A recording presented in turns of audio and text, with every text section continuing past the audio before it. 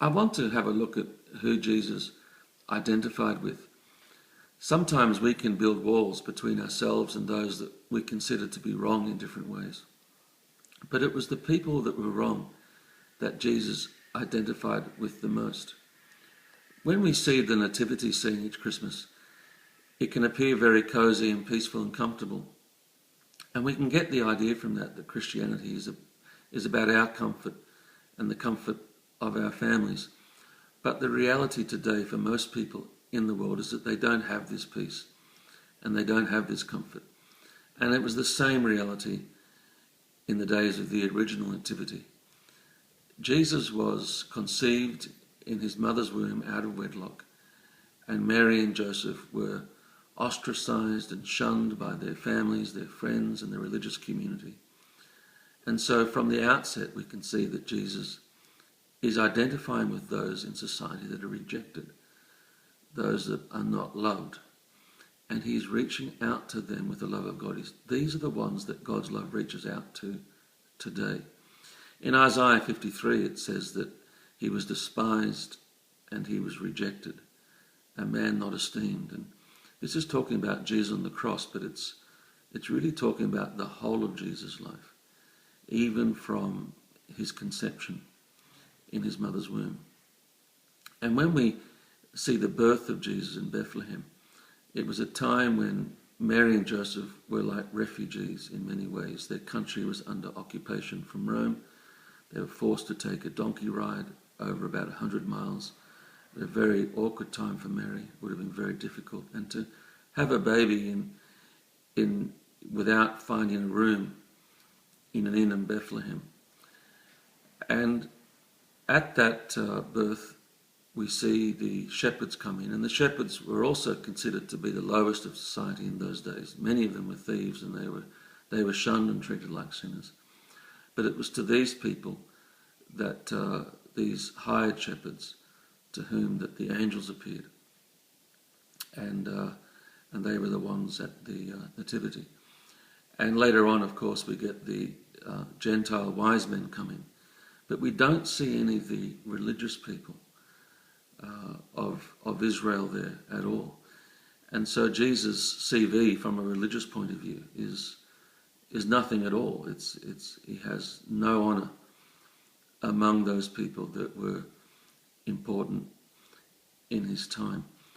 Now, how can we say that we're following Jesus if we just identify with things or people that are popular in our time, and not with those that are suffering in society, that are rejected by society, those that are unpopular in our time?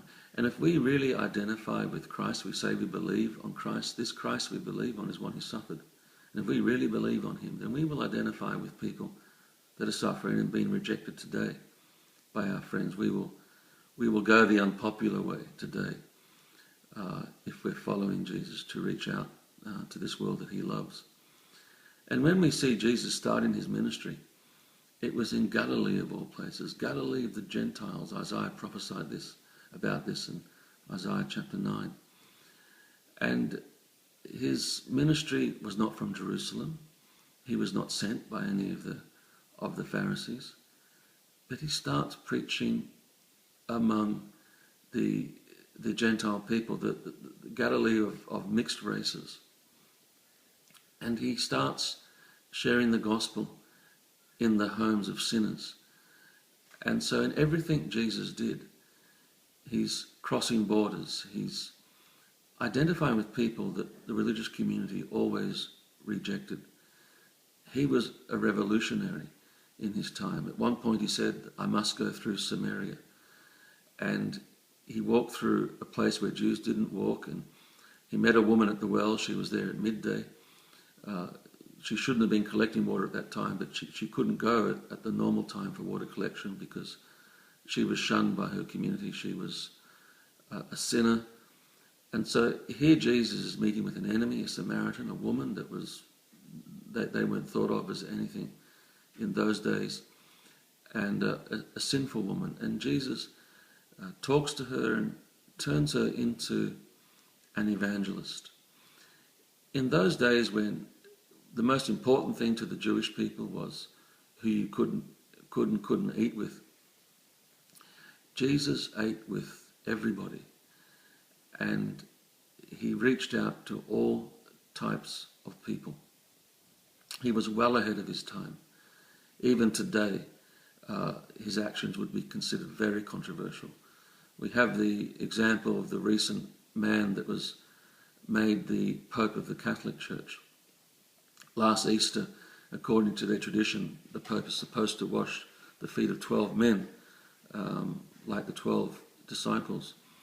But instead of doing, and they were supposed to be 12 clergy in the Catholic Church, but instead of doing that, he broke with tradition.